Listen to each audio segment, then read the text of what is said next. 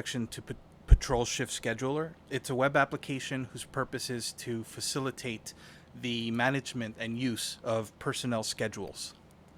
So upon logging in, the first thing that you're going to see is the daily roster, which are all the time slots for today, which visually convey all the information to anybody who's working, what shift, what hours, what their radio number is, vehicle, skills, etc.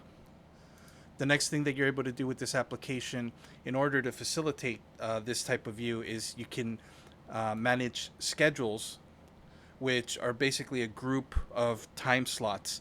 So when you create a schedule, you set the start and end date, who can bid, who cannot bid, and a schedule in itself is going to have time slots. So it has the basic data of when it starts, when it ends, when bidding start and ends. It also displays the time slots. You can create a new time slot for this schedule.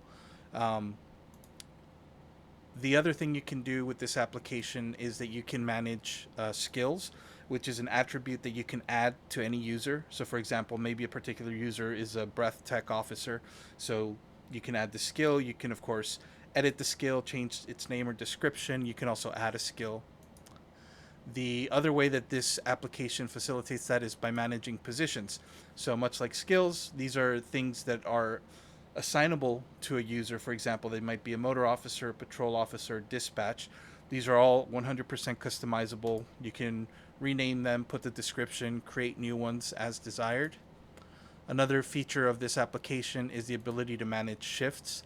Manage shifts, in a nutshell, just create a block of time that if a particular time slot falls within that block of time, then it is grouped and associated to a particular shift, which allows for the easy visual identification and being able to say, oh, that's in shift C2 or shift A1, for example, as seen in the daily roster.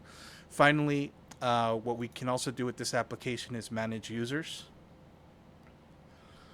These positions are 100% customizable to the needs of the administrator, so they can create any new position that they want. And in order to assign a user or unassign a user, it's just a simple matter of dragging and dropping. So here I'm going to make Uriah a patrol officer, and he's going to be the top in terms of seniority. So the order of the list denotes the seniority and who receives the email to begin selecting their time slots as they want. And as a user, what you'll be able to do is select the time slot. So you'll be given a list of available time slots that you can select, and you select them, and then you'll be assigned to it. So that's the application, a brief introduction of what it does and how it can facilitate the organization of scheduling for the department.